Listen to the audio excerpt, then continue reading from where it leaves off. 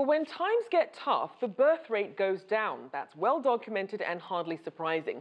But here's a surprise. A study from the University of Notre Dame found that pregnancy rates in the United States fall several months before a recession. Well, the authors say fertility rates may actually predict economic downturns. I spoke with Daniel Hungerman, an associate professor of economics at the University of Notre Dame, and I asked him about using pregnancy rates as a leading economic indicator. That's exactly what our study looks at. It relates pregnancy rates and recessions. There's been a lot of work, actually going back over 100 years, that looks at how fertility rates change over the business cycle, and that work shows that when economic times are good, people tend to have more babies, and when times are bad, they tend to have fewer. But in our study, we do something different. Instead, we show that people seem to stop conceiving babies just before recessions begin. Now, that's interesting. This research, as you mentioned, has been around for over 100 years. So why do you think it's not being incorporated more when governments and businesses are trying to make their economic predictions? I think there's a couple reasons. One, of course, is that studying conceptions in real time is, of course, very tricky. And in our paper, we talk about some of the challenges of using conceptions or fertility as like a leading indicator.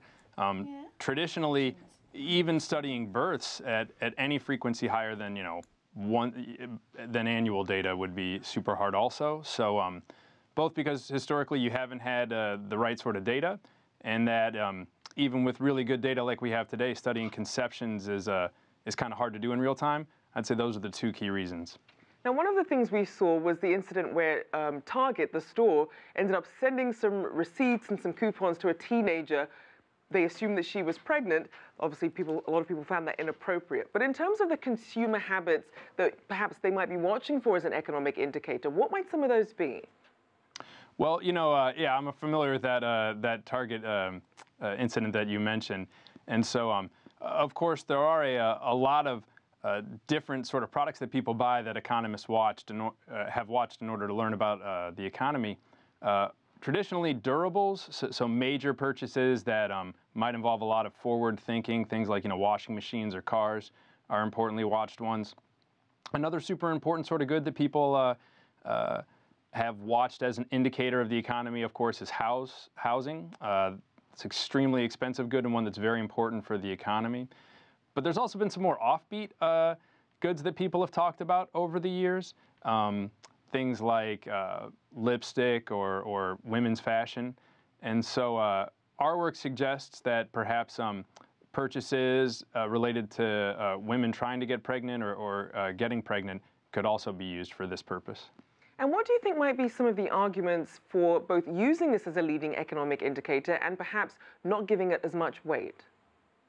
Yeah, well, in terms of using it as a leading indicator, if you were able to measure conceptions in real time, we think it could be very useful. If you look back over the past several recessions in the United States, our indicator performs as well or better in terms of dropping before recessions begin.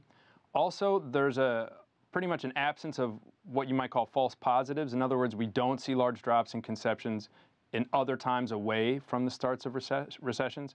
So we think our indicator performs really well. That's a good argument for using it. The big argument against using it would again simply be the challenge of measuring conceptions in real time. In the paper, we talk about how that could be overcome, and we hope that future researchers will take that issue up more.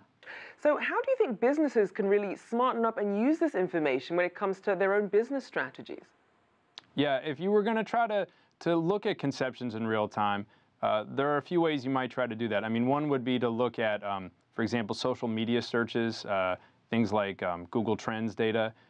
We did that a little bit in the paper, although not in any great depth. And then another thing, getting back to your mentioning of the Target incident, where Target identified a woman who was likely to be pregnant based on what she was buying, and contacted her about it and got her into a bit of trouble.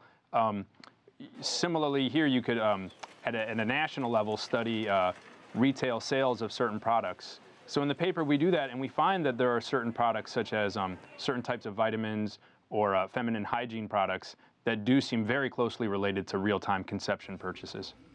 And just lastly, in terms of what you'd like people to really get out of this study and why it's important and why they should pay attention, what would you tell them?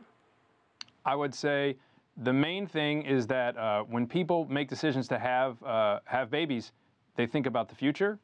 And by studying those decisions, we can learn about what's going to happen in the economy and maybe even learn more about what people are expecting for the near future.